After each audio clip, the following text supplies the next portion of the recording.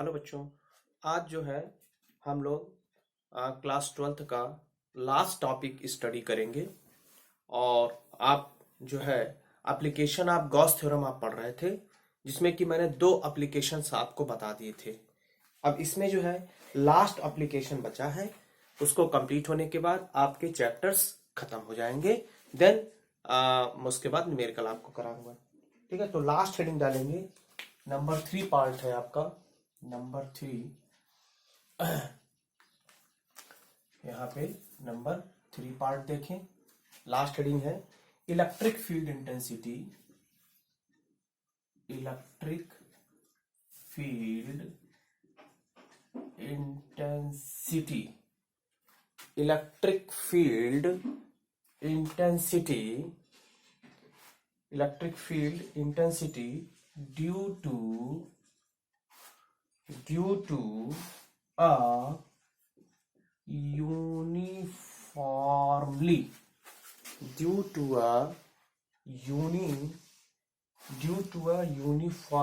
charged spherical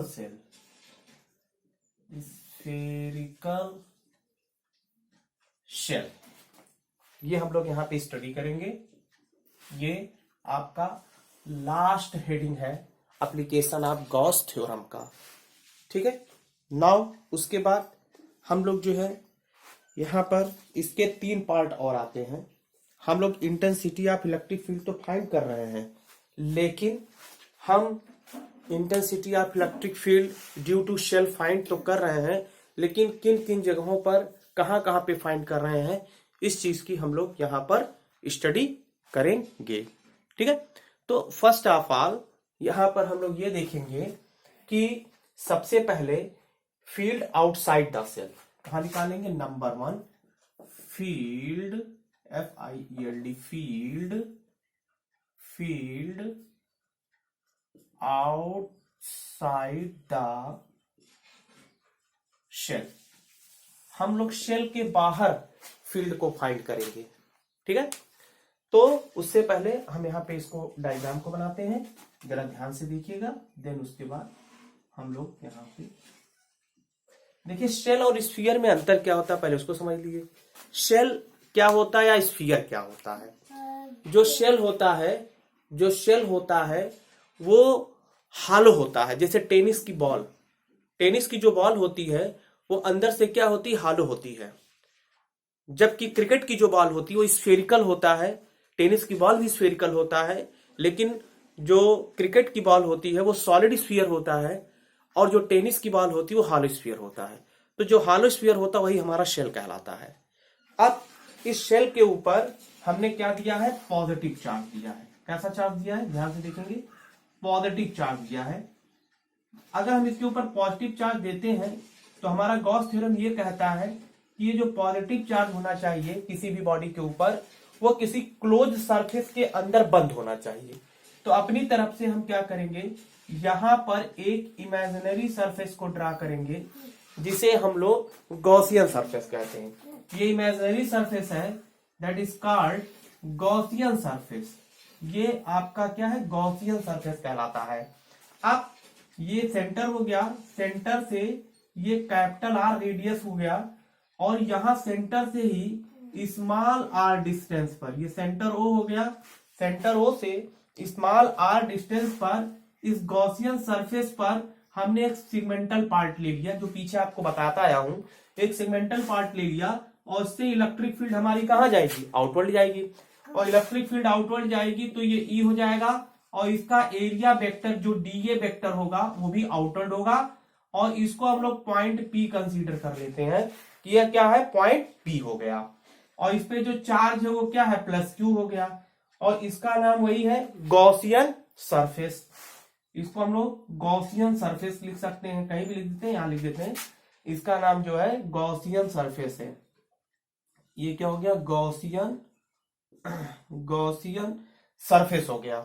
ठीक है, अब इसका जो है आपका एरिया वेक्टर आउटवर्ड होगा, इलेक्ट्रिक फील्ड भी आउटवर्ड होगा, क्योंकि इसके ऊपर पॉजिटिव चार्ज है। और हमको पता है कि किसी भी पॉजिटिव चार्ज से इलेक्ट्रिक लाइन ऑफ फोर्सेस क्या होती हैं, वो आउटवर्ड डायरेक्शन में होती हैं। ओके, आप ध्यान दीजिए। अब उसके बाद हम लोग क्या करेंगे, यहां पर सबसे पहले अकॉर्डिंग टू गॉस थ्योरम, अब हम लोग गॉस थ्योरम लगाएंगे। यहां देखिए according to Gauss theorem, according to Gauss theorem हमारा ये कहता है इंटीग्रेशन ऑफ कंप्लीट यानी क्लोज सरफेस ये हो जाएगा E dot d A which are equal to, अब जरा ध्यान दीजिए, E dot d A is which are equal to, अब यहां पर क्या हो जाएगा, क्यू अपॉन एप्सिलॉन नॉट, यही आप पढ़ते चले आए हो। और यहां पर क्या करेंगे, ई को बाहर करेंगे और फिर इसको हम लोग सॉल्व करते हैं। अब यहां पर हम लोग क्या करेंगे, ई को बाहर कर दिया, अब इंटीग्रेशन ऑफ ए और ये क्या हो गया, d A which are equal to q upon epsilon naught हो गया। ओके, अब उसके बाद हम ये देखते हैं कि अब इंटीग्रेशन करते हैं, integration of dx equal to क्या होता है, integration of dx equal to क्या होता है, एफ होता है, तो integration of d equal to A हो जाएगा। ए मतलब एरिया, किसका एरिया यहां पे लेंगे हम लोग, जो स्फीयर है उसका एरिया लेंगे।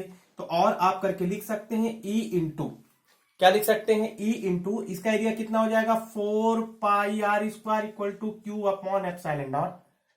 ओके, अब इस यहां से हम लोग इलेक्ट्रिक फील्ड की वैल्यू पता चल गई, इलेक्ट्रिक फील्ड की वैल्यू हमको पता चल गया, इलेक्ट्रिक फील्ड की वैल्यू कितना हो जाएगा, तो ई इक्वल टू यहां पे वैल्यू हो जाएगा 1 upon 4 pi epsilon naught q upon r square. ये देखिए आपको इससे क्या इंडिकेट हुआ, हमको इलेक्ट्रिक फील्ड तो मिला, इलेक्ट्रिक फील्ड कैसा मिला, electric field equal to 1 upon 4 pi epsilon naught q upon r square मिला ना। तो ये फार्मूला किसका मिला, intensity of electric field due to point charge का फार्मूला मिला। इसका मतलब हमको जो इलेक्ट्रिक फील्ड ऑब्टेन्ड हो रहा है, इलेक्ट्रिक फील्ड जो हमको ऑब्टेन्ड हो रहा है वो आउटसाइड द स्फीयर हो रहा है, कहां हो रहा है, आउटसाइड द स्फीयर हमको यहां पर मिल रहा है। ठीक है, तो इस तरीके से हम इसको ऑब्टेन्ड कर लेंगे और इसको ध्यान में, इसका मतलब ये फार्मूला हमारा तब अप्लाई हुआ है जब स्मॉल आर की वैल्यू ग्रेटर देन क्या है, कैपिटल आर है। देखिए स्मॉल आर की वैल्यू यहाँ पे डायग्राम में भी स्मॉल आर की वैल्यू जो है वो ग्रेटर देन क्या है, कैपिटल आर है। ठीक है, तो आप चलिए इस पे थोड़ा सा एक काम करेंगे, ये मेन हेडिंग हो गया, उसके बाद ये फर्स्ट हेडिंग डालेंगे, उसके बाद डायग्राम बनाएंगे, पॉज करके फर्स्ट से डायग्राम बनाएंगे, उसके बाद लिखिए, मैं बोल रहा हूँ, लिखिए consider a thin spherical shell, consider a thin spherical shell of radius capital R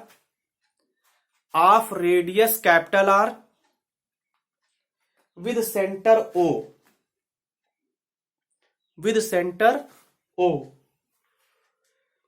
let a charge plus Q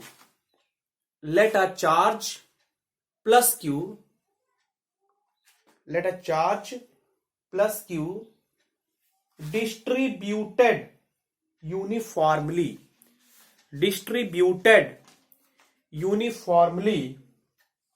over the surface of the shell,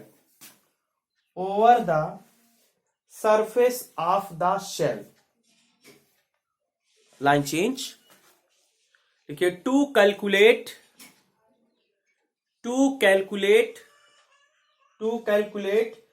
electric field intensity at any point P,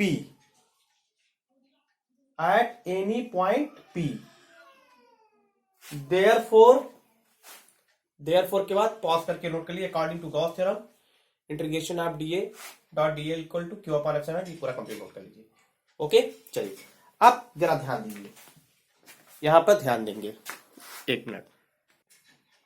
अब देखिए, अब अभी तक हमने निकाला था field outside the cell, अब की बार निकालेंगे field at surface of shell, shell के मतलब सरफेस पे हम लोग फील्ड निकालेंगे। आइए सेकंड पॉइंट, ये फर्स्ट पॉइंट था, इसका सेकंड पॉइंट क्या है, जरा ध्यान से देखिए। सेकंड पॉइंट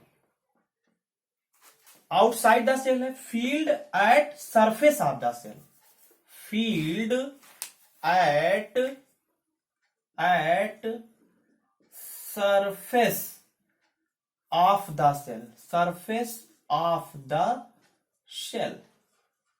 अब की बार हम लोग जो है, अब की बार देखिए फील्ड आउटसाइड द सेल निकाले थे, सेल के बाहर निकाला गया था फील्ड यानी electric field.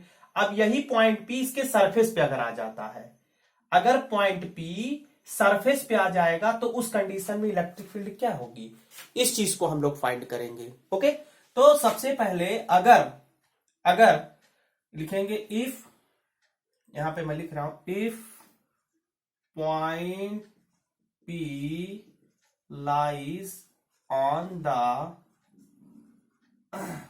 Surface of the shell, then उस कंडीशन में then small r is equal to capital are.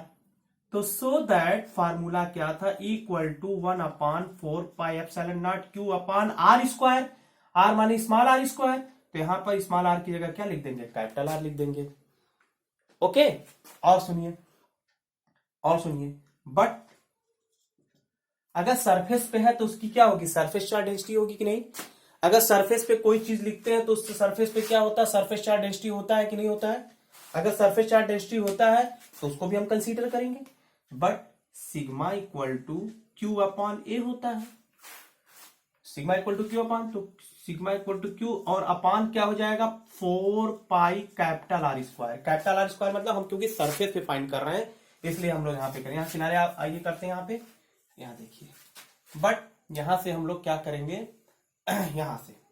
यहां से हम लोग Q की वैल्यू निकालते हैं, Q इक्वल टू हो जाएगा सिग्मा इंटू ए हो जाएगा, सिग्मा इंटू ए हो जाएगा, और sigma into 4 pi capital R square हो जाएगा Q की वैल्यू। तो सो दैट यहां पे अब देखो क्या हो जाएगा, E equal to 1/4 pi epsilon naught, और Q की वैल्यू होगा sigma into 4 pi r square upon r square हो जाएगा। ठीक है, अब आर स्क्वायर से आर स्क्वायर कैंसिल, 4 पाई से 4 पाई कैंसिल हो गया, तो उसके बाद E की वैल्यू हमको मिल गया सिग्मा अपॉन एप्सिलॉन नॉट हो गया। ये देखिए इलेक्ट्रिक फील्ड की जो वैल्यू हो गई, इलेक्ट्रिक फील्ड की जो वैल्यू हो गई उस सेल के ऊपर कितना हो गया, equal to sigma upon epsilon naught, ये वैल्यू हमको ऑब्टेन हो गया। तो इस तरीके से हमको फील्ड जो हो गया वो शेल के ऊपर मिल गया, आउटसाइड मिल गया, शेल के ऊपर मिल गया। अब एक और बचा है इनसाइड द शेल, कहां निकालना हमको, इनसाइड द शेल। पॉज करके इसको नोट कर लीजिए तुरंत। चलिए अब हमको निकालना है inside the cell, field inside the shell. तीसरा हेडिंग देखिए, थर्ड हेडिंग आइए, field inside the shell, field inside the shell. तीसरा पार्ट है हम लोग का, तीसरा पार्ट है field inside the cell, field inside the shell. देखिए 3 पार्ट है, फील्ड इनसाइड द सेल। अब हम सेल के अंदर जो है फील्ड को फाइंड करेंगे।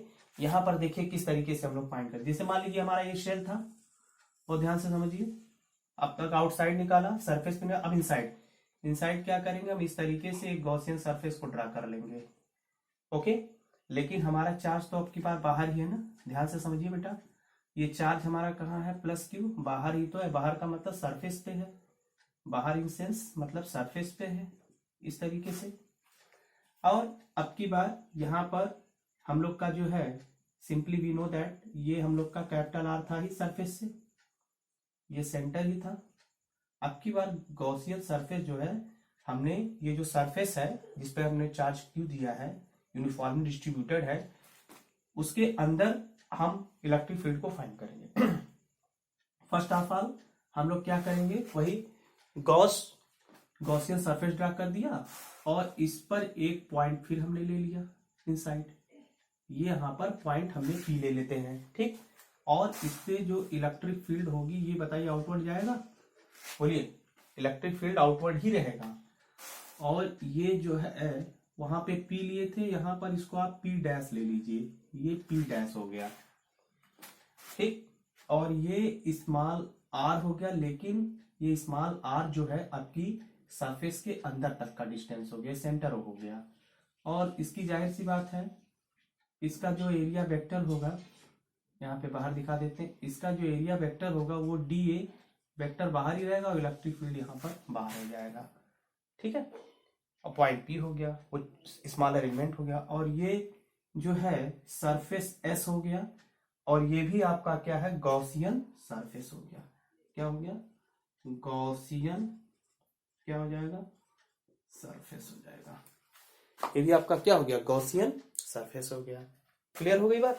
अब हम लोग यहां पर ध्यान से सुनिए, मैंने आपको पढ़ाया था गॉस थ्योरम में कि Gauss theorem is only applicable, ध्यान से सुनो मैं क्या कह रहा हूं, Gauss theorem is only applicable when charge is enclose by any close surface.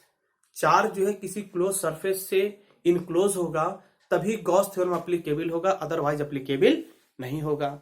तो यहां पर आप देख रहे हैं इसमें कि यहां पे चार्ज जो है वो सेल के सरफेस पे है, लेकिन गॉसियन सरफेस मैंने ड्रा किया है, क्या चार्ज इनक्लोज है इस पे, नहीं है। चार्ज इनक्लोज कहां है, चार्ज तो बाहर है, हमारा गॉसियन सरफेस तो अंदर है, तो चार्ज इनक्लोज नहीं है। जब चार्ज इनक्लोज नहीं है तो क्या कोई इलेक्ट्रिक फील्ड डेवलप होगा, क्या कोई फ्लक्स डेवलप होगा, नहीं डेवलप होगा। जब फ्लक्स डेवलप नहीं होगा तो इलेक्ट्रिक फील्ड भी क्या हो जाएगी, वहां पे जीरो हो जाएगी। इसका मतलब सिंपली कह सकते हैं E इंटू 4πr² सिंपली रहेगा ही, according to Gauss theorem Q upon epsilon रहेगा। जब कोई चार्ज इनक्लोज नहीं तो सीधे क्या हो जाएगा, यहाँ पे जीरो हो जाएगा, और यहां से इलेक्ट्रिक फील्ड की वैल्यू भी क्या होगा, जीरो हो जाएगा। इसका मतलब यहां पे जो कंडीशन है R इज लेस देन क्या हो गया, कैपिटल R हो गया। इसका मतलब किसी चार्ज स्फेरिकल सेल के अंदर इलेक्ट्रिक फील्ड क्या होता है, जीरो होता है। किसी चार्ज स्फेरिकल सेल के अंदर इलेक्ट्रिक फील्ड क्या होता है, जीरो होता है। ठीक है, अब चलिए इसमें थोड़ा सा एक थोड़ा सा कंसिडरेशन लिखते हैं हम लोग। थोड़ा सा तीसरा हेडिंग डालेंगे, field inside the shell, diagram बनाएंगे, केवल डायग्राम बनाएंगे पॉज करके, उसके बाद स्टेटमेंट लिखेंगे, तब इसको लिखेंगे। चलिए स्टेटमेंट लिखिए the point P dash inside the shell where electric intensity to find it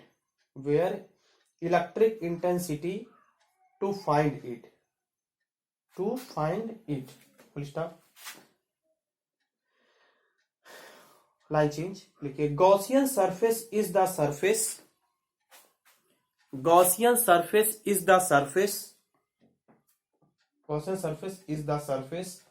of a sphere S, capital S, passing through P dash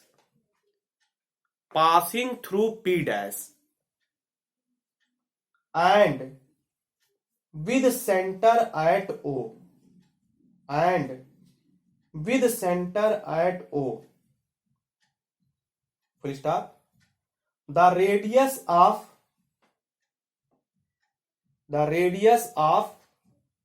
sphere S का मतलब जो S लिखा है, sphere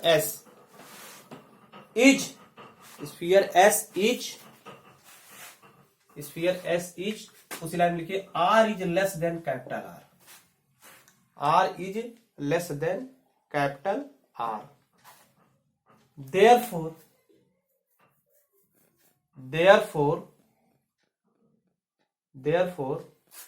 electric flux through the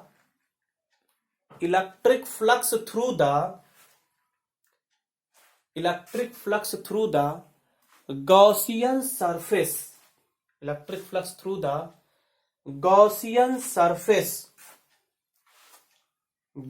surface is, line change, phi is equal to E into 4πr², ये लिखेंगे, phi E is equal to E into 4πr², small r²। Okay, line change लिखिए, as charge inside a spherical shell, as charge inside a spherical shell is zero, spherical shell is zero, comma, the Gaussian surface encloses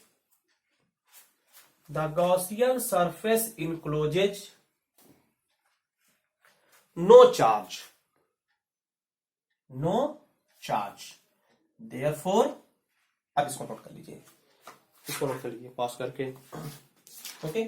अब line change करेंगे, लिखेंगे hence, comma, the field due to a uniformly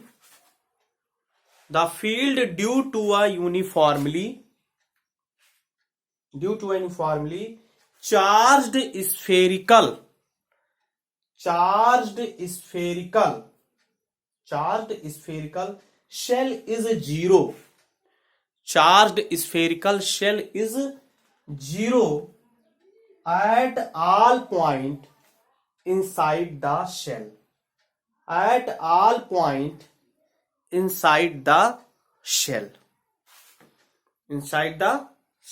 okay. और इस तरीके से हमारा ये topic complete हुआ। इससे रिलेटेड एक ग्राफ है, उस ग्राफ को बना लेते हैं, देन हमारा ये चैप्टर आज की डेट में कंप्लीट हो जाएगा। ठीक है, तो ग्राफ बना लेते हैं, उसके बाद फिर आगे बढ़ते हैं। तो चलिए, नोट में सिर्फ ग्राफ बनाना है आपको, बाकी और कुछ नहीं करना है, सिंपली ग्राफ बनाना है आपको, और ग्राफ का मतलब समझना है। ठीक है,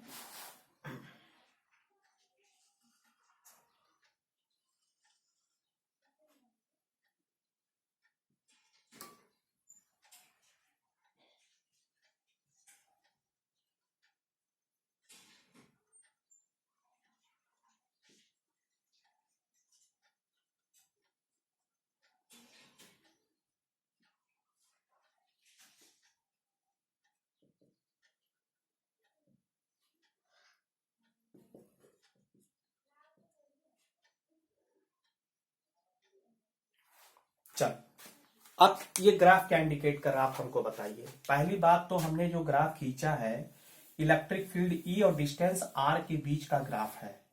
उसके बाद यहां पर हमने देखा कि शेल के अंदर जो इलेक्ट्रिक फील्ड होती है वो जीरो होता है।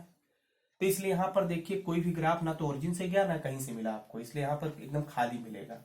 उसके बाद जब वही हमारा गॉसियन सरफेस सेल के सरफेस पे आ जाएगा, तब क्या होगा, small r equal to capital r, तो उस समय इलेक्ट्रिक फील्ड आपको क्या मिलेगी, मैक्सिमम मिलेगी। क्या मिलेगी, इलेक्ट्रिक फील्ड क्या मिलेगी, मैक्सिमम मिल जाएगी।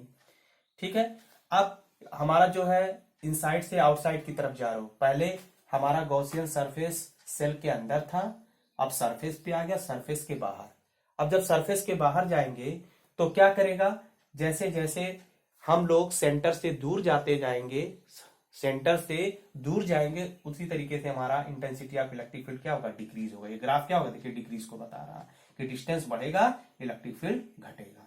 तो ये ग्राफ है जो आपको मैंने अभी पूरा डेरिवेशन बताया 3 पार्ट में, उससे रिलेटेड उसका ये ग्राफ है। तो बेटा आज की डेट में आपका जो है फर्स्ट चैप्टर आपका इलेक्ट्रिक चार्जेस एंड फील्ड आज की डेट में आपका कंप्लीट हो गया। अब मैं इसके न्यूमेरिकल को कंटिन्यू करूंगा और अच्छे से अच्छे न्यूमेरिकल कराने का प्रयास करूंगा। यह है कि थोड़ा सा मैं क्वेश्चन को बोलूंगा, क्योंकि लिखूंगा और सॉल्व करूंगा तो बहुत टाइम लग जाएगा इसमें। तो मैं क्वेश्चन को बोलूंगा, आप लोग लिख लीजिएगा क्वेश्चन को, उसका सोल्यूशन मैं आपको यहाँ पे बताता हूँ। ओके, तो देन तो चलिए बेटा, अब हम लोग जो है एक एक क्वेश्चन को अच्छे से सॉल्व करते हैं और फिर उसके बाद मैं नेक्स्ट चैप्टर स्टार्ट करूंगा। ठीक है, चलिए क्वेश्चन नंबर 1 न्यूमेरिकल को सॉल्व करते हैं। क्वेश्चन नंबर 1, मैं क्वेश्चन बोल रहा हूं, आप लोग बेटा लिखोगे, क्योंकि यहाँ पे नोट करेंगे, लिखेंगे बहुत टाइम लग जाएगा। लिखिए क्वेश्चन नंबर 1, लिखिए चार्ज कैपिटल क्यू बनाएंगे, is to be divided on two objects, TWO, two objects what should be the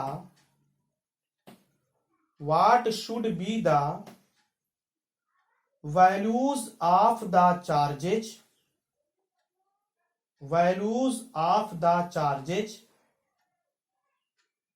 on the two objects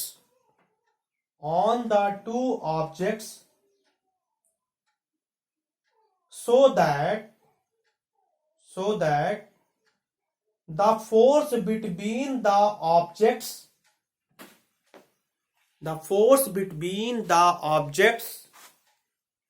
can be maximum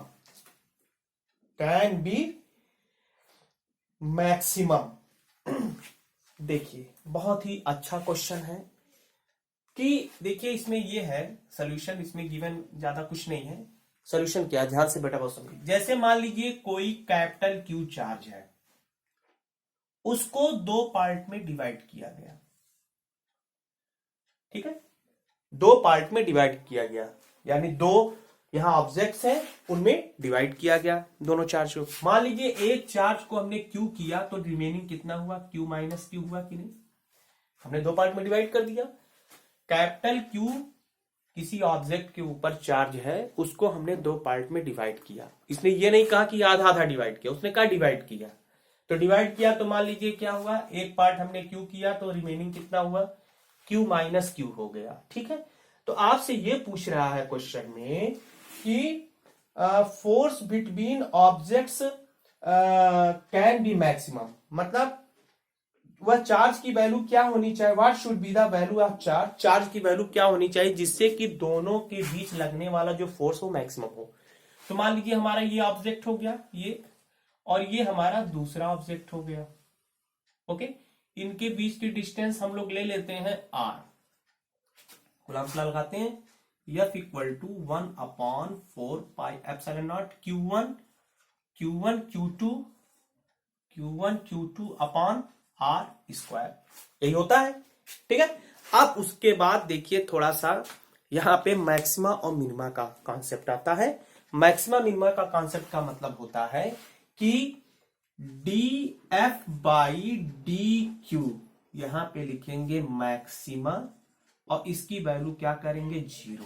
मतलब थोड़ा सा आपको ध्यान देना पड़ेगा। इसका मतलब है मैक्सिमा मिनिमा की कंडीशन ये बताती है कि इसको हम डिफरेंशिएट करके क्यू के रिस्पेक्ट में डिफरेंशिएट करके हम उसकी वैल्यू को 0 शो करेंगे। क्यू के रिस्पेक्ट में उसकी वैल्यू को हम लोग क्या करेंगे, 0 शो करेंगे। मैं एक एक स्टेप कर रहा हूं तो कैसे होगा, चलो टाइम लगेगा बेटा, न्यूमेरिकल है टाइम लगेगा, ठीक है। आप मत समझना कह रहे सर कैसे, तो यहां तक क्लियर हुआ। अब चलिए डी क्यू बाई डी, तो हम लोग सबसे पहले एफ की वैल्यू यहां पे लिखते हैं, डी अपॉन यहां पे हो गया डी क्यू, और हम लोग एफ की वैल्यू लिखते हैं तो क्या हो गया 1/4 pi epsilon naught q bracket में q minus q upon r square, और इसकी वैल्यू क्या होनी चाहिए, 0 होनी चाहिए। जो ऊपर आपने किया देखिए 0 हो रहा है। अब इसमें एक कंडीशन आता है, वेरिएबल और कांस्टेंट की बात आती है, जरा उसको ध्यान से समझिए। यहां पे हम लोग का वेरिएबल क्या है और कांस्टेंट क्या, देखिए ये भी कांस्टेंट, आर स्क्वायर भी कांस्टेंट है, क्यू और क्यू एक साथ वेरिएबल है, तो सबको बाहर कर लो। तो 1/4 पाई एप्सिलॉन नॉट को बाहर करेंगे, आर स्क्वायर को डी अपॉन डी क्यू अंदर रहेगा, इसको मल्टीप्लाई करो तो क्यू कैपिटल क्यू और minus q square which are equal to 0 हो जाएगा, okay.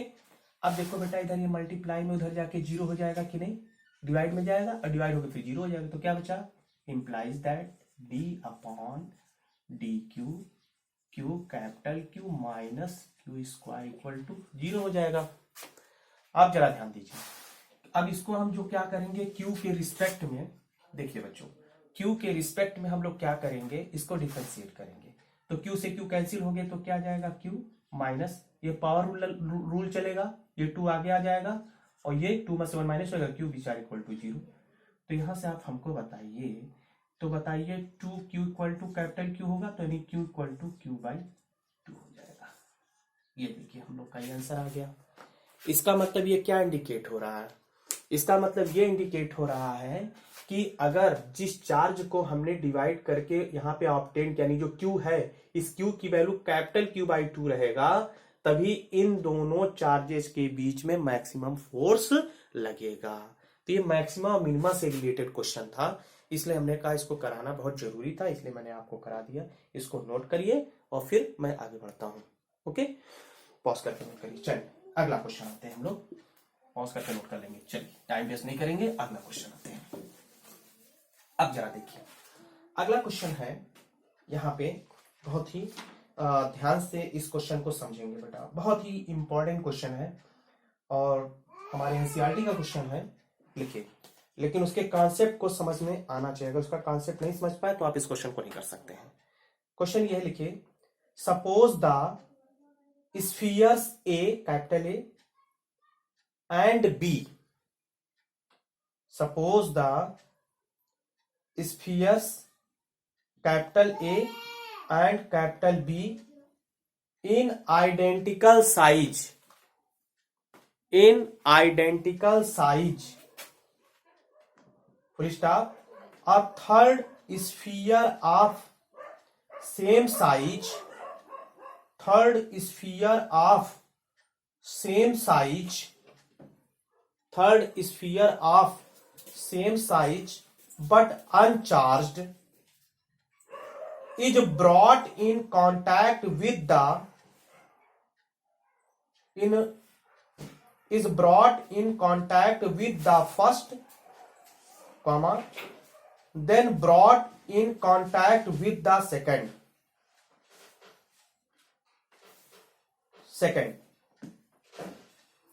contact with the second, and finally removed from both,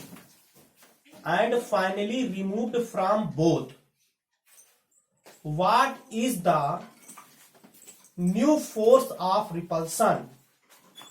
What is the new force of repulsion between A and B? Between A and B. Between A and B. और थोड़ा सा और given है, given ये है कि जो A है और जो बॉडी B है वो आइडेंटिकल है और उस पर चार्ज है, सिमिलर चार्ज है। उस सिमिलर चार्ज की वैल्यू है 6.5 इंटू 10⁻⁷। देखिए अब सॉल्यूशन है, ध्यान से सुनिए, यहां पे इसका हम लोग सॉल्यूशन देखते हैं। यहां पर देखिए सॉल्यूशन, जैसे मान लीजिए ये ऑब्जेक्ट ए हो गया और ये ऑब्जेक्ट, बहुत ध्यान से समझिए बेटा, ये ऑब्जेक्ट क्या हो गया, बी हो गया।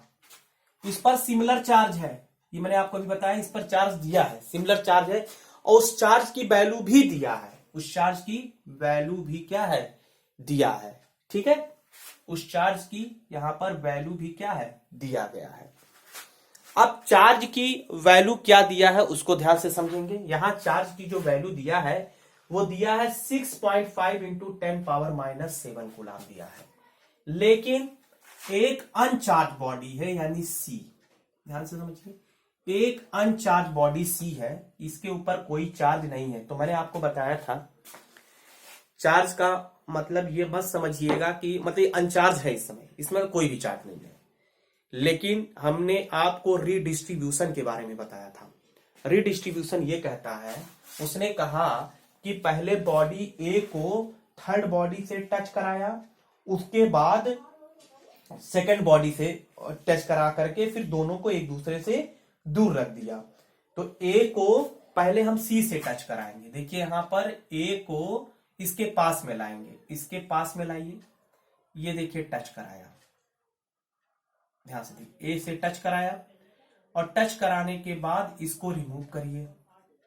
इसको रिमूव करेंगे तो ये ए बॉडी हो गई, ये बॉडी हो गई सी, ये बॉडी ए हो गई, ये बॉडी सी हो गई। तो इसमें रीडिस्ट्रीब्यूशन ऑफ चार्ज होता है।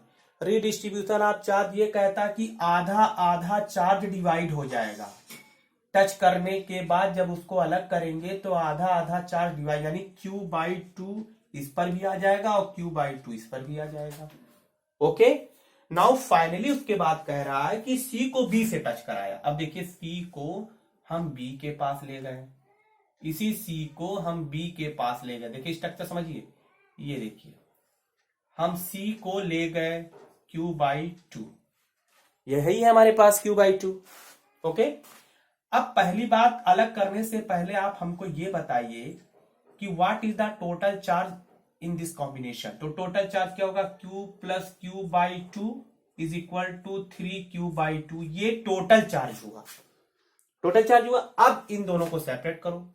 अब जब इन दोनों को हम लोग सेपरेट करेंगे, ध्यान से देखिए, तो ये हमारी बॉडी हो गई B और ये बॉडी हो गई C।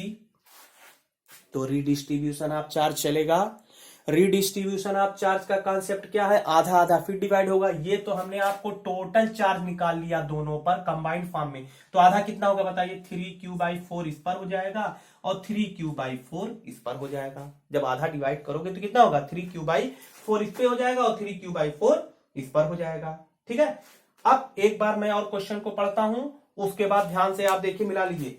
मैंने कहा है कि suppose the spheres A and B, ठीक है, हैव आइडेंटिकल साइज, लेकिन मैंने कहा इसके ऊपर सिमिलर चार्ज है। आइडेंटिकल साइज का तो चार्ज क्या होगा, सिमिलर है, और उसकी वैल्यू कितना है, 6.5 इंटू 10⁻⁻7 कूलम हो गया।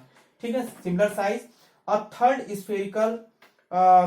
स्फेरिकल या sphere of the same size but uncharged brought to contact with first, then in contact with second, and finally remove from both. What is the net force of repulsion between A and B के बीच का repulsive force कितना लगेगा, इस चीज को हम लोग यहां पर फाइंड आउट करेंगे। तो चलिए, तो रिपल्सिव फोर्स कितना लगेगा उस चीज को हम लोग यहां पर फाइंड आउट करने जा रहे हैं। इसके बीच का टोटल रिपल्सिव फोर्स कितना लगेगा। सबसे पहले जब हम लोग सेपरेट मतलब अलग अलग आइडेंटिकल डिस्टेंस पर था, तो हमारे सामने ये पूरा सिस्टम आ रहा था।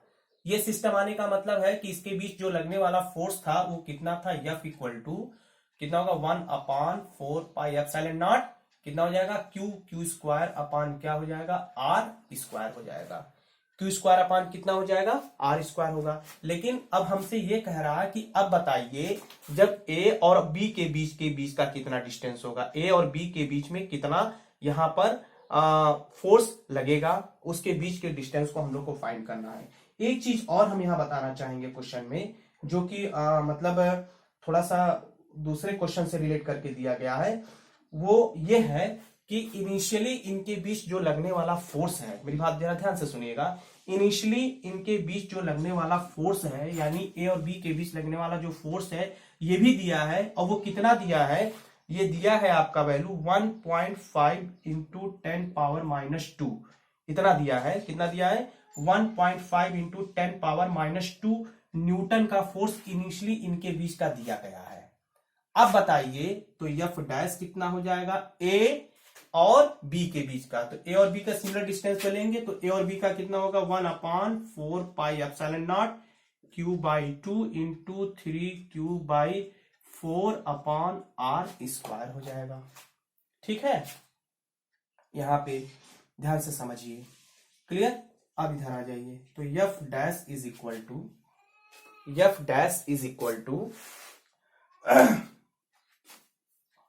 ध्यान से समझिए, F dash is equal to कितना हो जाएगा, ये देखिए।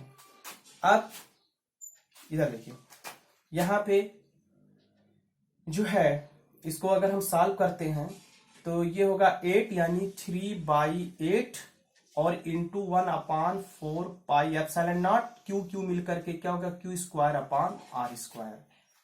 और आप इसकी जगह देखिए F लिख सकते हैं, यहाँ पे थोड़ा सा 3 इंटू, यहाँ पे आइए, एक मिनट दिखाई नहीं दे रहा, इसको इधर कर लेते हैं, यहाँ करते हैं हम लोग।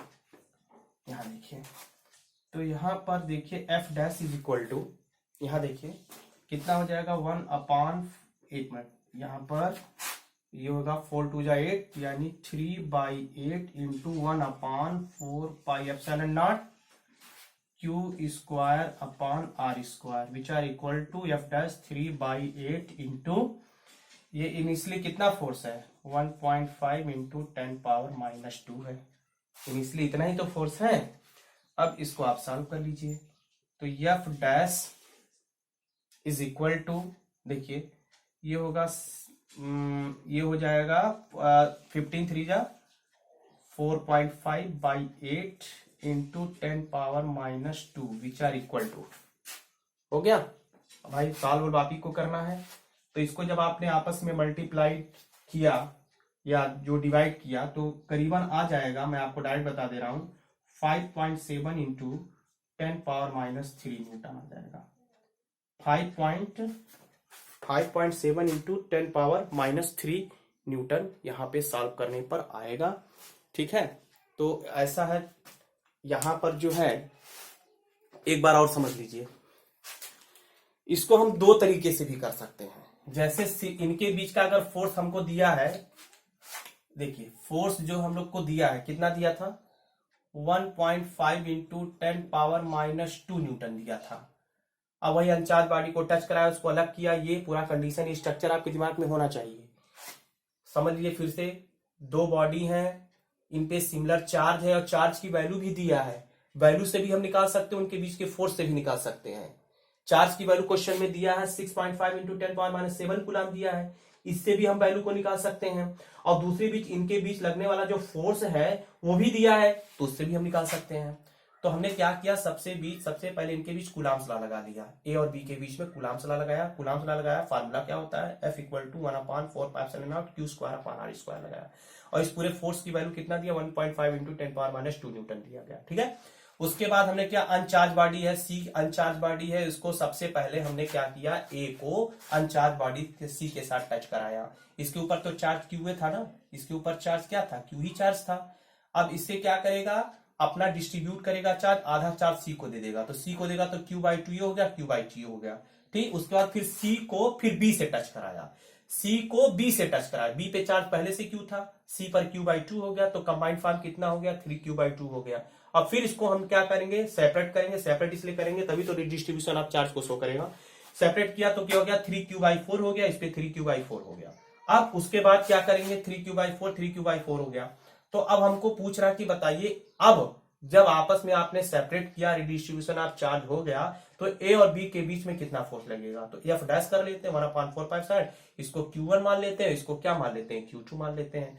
तो Q1 और Q2 के भी डिस्टेंस वही रखेगा, डिस्टेंस वही रखेंगे, तो Q/2 इंटू 3Q/4 हो जाएगा, Q², उसको सॉल्व आउट किया। देखिए, तो यहां पर देखिए ये जो वैल्यू हमारी है, ये इनिशियली फोर्स ही तो है, यही देखो ये फोर्स है इनिशियली, ये इनिशियली फोर्स की वैल्यू 1.5 इंटू 10⁻2 हो गया, इसकी जगह रखा और 3/8 को यहाँ सॉल्व किया, तो 5.7 इंटू 10⁻³ न्यूटन के करीबन आपको आ गया। तो अभी बस इतना ही, और नेक्स्ट वीडियो में फिर अभी इस चैप्टर का न्यूमेरिकल चलेगा। मैंने आपको बताया था कि थ्योरी के साथ साथ न्यूमेरिकल में भी बहुत कराऊंगा। न्यूमेरिकल चलेगा, फिर न्यूमेरिकल चलने के बाद आप, हाँ इसको पॉज करके आप लोग नोट कर लीजिए, न्यूमेरिकल करने का तब मैं नेक्स्ट चैप्टर स्टार्ट करूंगा। तो फिर आज की डेट में आपका ये चैप्टर पूरी तरीके से कंप्लीट है, न्यूमेरिकल चलेगा। अभी न्यूमेरिकल 2-3 लेक्चर का मैं वीडियो लोड करके आपको दूंगा, उसके बाद फिर नेक्स्ट चैप्टर हम स्टार्ट करेंगे, क्योंकि फिजिक्स जो है बिना न्यूमेरिकल के कुछ नहीं है। फिजिक्स बिना न्यूमेरिकल के कुछ नहीं है एकदम। अगर आपको न्यूमेरिकल नहीं आता है तो बेटा फिजिक्स नहीं सीख पाओगे, न्यूमेरिकल आपको आना ही आना चाहिए। ओके, तो बस आज के लिए इतना ही। पुनः इस वीडियो को देखने के लिए तहे दिल से धन्यवाद।